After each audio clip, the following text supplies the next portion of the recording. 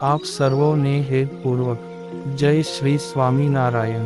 આજની સત્સંગ કથા વાર્તા નિજ મંદિર સાવરકુંડલા પવિત્ર માઘ માસ અંતર્ગત આજની સત્સંગ કથા વાર્તામાં આપણે શ્રીમદ સત્સંગી જીવનની કથા સાંભળશું।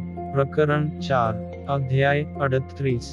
1 સુવ્રત મુનિ કહે છે કે, હે રાજન, સર્વે વિદ્વાનો બે હાથ જોડીને મુક્તાનંદ સ્વામી પ્રત્યે કહેવા લાગ્યા કે, હે મુનિશ્રેષ્ઠ, અમારા સર્વે સંશયો દૂર થયા છે। શાસ્ત્રના યથાર્થ રહસ્યને જાણતા તમારા જેવા અનુભવ સિદ્ધ સંતને અમે પૃથ્વી પર ક્યાંય જોયા નથી। અહીં જે અમારા સંતો રહ્યા છે તેઓ દંભથી મનુષ્યોને છેતરે છે, સ્ત્રી, દ્રવ્ય અને રસાસ્વાદમાં આસક્ત છે, વિદ્વાન હોવા છતાં અબુદ્ધ જેવા છે। હે મુનિ શ્રેષ્ઠ, ભગવાન શ્રી સ્વામિનારાયણ તથા તેમના સંતો વિશે અમે માત્ર સાંભળ્યું જ હતું, પરંતુ તેમનો આવો અલૌકિક મહિમા અમને ક્યારેય કોઈએ કહ્યો જ ન હતો। અહીંના સંતો તો સ્વામિનારાયણ ભગવાનને વિશે રહેલા સદ્ગુણોમાં પણ દોષોનું આરોપણ કરી તેમને સામાન્ય પુરુષ જેવા માયિક કહે છે, પરંતુ કોઈ પણ તેમને માયાના પાશથી છોડાવનારા પરમેશ્વર કહેતા નથી। હે મુનિવર્ય, આ નગરમાં અમારા સમાન કોઈ મોટા ધુતારા નથી, કારણ કે વિદ્વાનોની સભામાં મહાપંડિતોને પણ ક્ષણવારમાં પરાભવ કરી શકીએ છીએ, અને આજ દિવસ સુધી તમારા સિવાય કોઈને અમે નમ્યા નથી। આજે તમારા ગુરુ શ્રી હરિની કૃપાથી અમે મૌન થયા છીએ, તેથી તમારા ગુરુ જરૂર પરમેશ્વર છે એમ અમે જાણ્યું, એ વિના અમારો આવો પરાભવ કોઈ કરી જ ન શકે। આજ દિવસથી આરંભીને અમે એમના શિષ્યો છીએ એમ તમે નિશ્ચય જાણો, તેથી મુમુક્ષુ એવા અમને તમારા ગુરુની પાસે લઈ જાઓ। સુવ્રત મુનિ કહે છે કે, હે રાજન, તે રામચંદ્રાદિક વિદ્વાનોના આવા વચનો સાંભળીને અતિશય પ્રસન્ન થયેલા મુક્તાનંદ સ્વામી તેમને નિર્દંભી અને મુમુક્ષુ જાણી કહેવા લાગ્યા કે, હે વિપ્રો, તમારી બુદ્ધિ અતિશય શુદ્ધ મુમુક્ષુની છે, નહીતર તમારા મનમાં શ્રી સ્વામિનારાયણ ભગવાન સાક્ષાત પરમેશ્વર છે તેનો વિશ્વાસ કેમ આવે? હે વિપ્રો, પ્રતિદિન મારી સમીપે આવીને તેમના ગુણોનું શ્રવણ કરો, તેના કારણે કુસંગના યોગથી ઉદ્ભવેલા તમારા સર્વે સંશયો નાશ પામશે। જે પુરુષો પ્રથમ ભગવાન શ્રી હરિના સંતોનો સમાગમ કરીને ભગવાન શ્રી હરિનું યથાર્થ મહાત્મ્ય સમજી પછી તેમના દર્શન કરે તેમને એ દર્શનથી પરમાનંદ પ્રાપ્ત થાય છે। હે વિપ્રો, તમારા હૃદયમાં તેમનો યથાર્થ નિશ્ચય થયો છે, પછી આપણે સૌ સાથે મળીને ભગવાન શ્રી હરિની સમીપે જશું। આ પ્રમાણે મુક્તાનંદ સ્વામીનું વચન સાંભળીને અતિશય પ્રસન્ન થયેલા તે પાંચેય વિદ્વાનો અતિ સંતુષ્ટ થયા અને સ્વામીને પ્રણામ કરી પોતાના નિવાસ સ્થાને ગયા। તે સભામાં સર્વે અન્યજનો તે પંડિતોનો પરાજય જોઈ મનમાં વિસ્મય પામતા કાની પણ બોલ્યા વગર પોતાના ઘેર ગયા।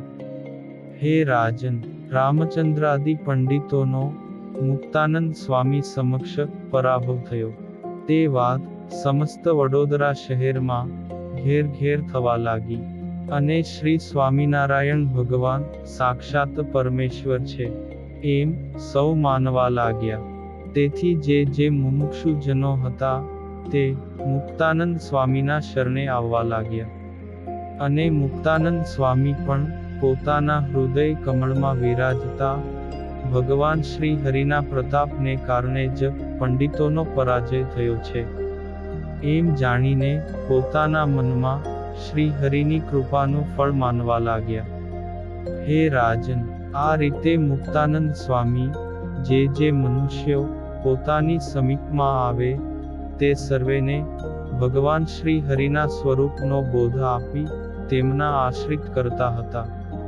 રામચંદ્રાદિ પંડિતો પણ પ્રતિદિન મુક્તાનંદ સ્વામીની સમીપે આવી ભક્તિભાવપૂર્વક ભગવાન શ્રી હરિની વાતો સાંભળતા હતા. આ રીતે શ્રી હરિના મહાત્મ્યના શ્રવણથી દિવસે દિવસે તે સર્વે નગરજનોને ભગવાન શ્રી હરિમાં અતિશય પ્રીતિ વધવા લાગી ને અંતરમાં તેમના દર્શનની ઉત્કંઠા જાગી. હે રાજન, પછી મુક્તાનંદ સ્વામીએ ભગવાન શ્રી હરિને વિશે તે સર્વેની શ્રદ્ધા અતિશય વૃદ્ધિ પામેલી જોઈ કહેવા લાગ્યા કે, હે વિપ્રો, તમે શ્રી હરિનું ધ્યાન કરો, તે સ્વયં અહીં પધારીને તમને દર્શન આપશે. શ્વેત વસ્ત્રને ધારી રહેલા નવીન મેઘ સમાન શ્યામ સુંદર શરીરવાળા નૈષ્ઠિક બ્રહ્મચારીના વેશમાં શોભી રહેલા મનોહર ભગવાન શ્રી હરિનું ધ્યાન ધરો. આ પ્રમાણે સ્વામીએ કહ્યું. તેથી તેઓ ત્યાં જ સ્વામીના કહેવા પ્રમાણે ધ્યાન કરવા લાગ્યા.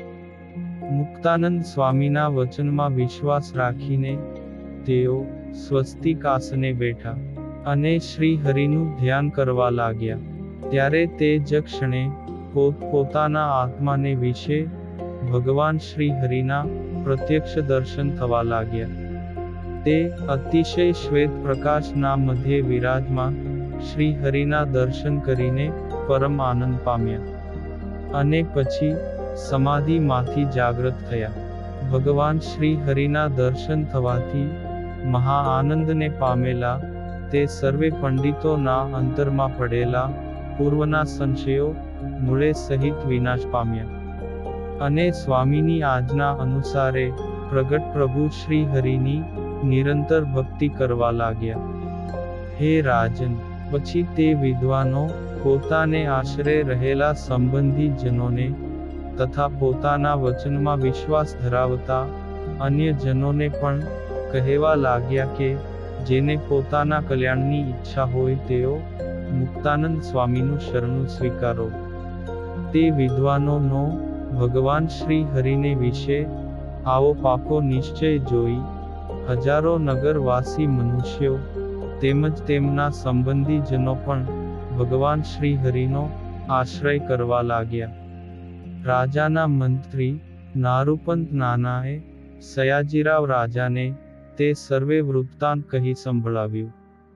તે સમયે મહારાજા પણ પંડિતોનો શાસ્ત્રાર્થમાં પરાજય અને મુક્તાનંદ સ્વામીના વિજયની વાત સાંભળીને મહા આશ્ચર્યને પામ્યા. અને હવે પછીની કથા વાર્તા આપણે આગળના ભાગમાં સાંભળશું. અત્યારે આપ સર્વોને ભાવથી જય શ્રી સ્વામિનારાયણ.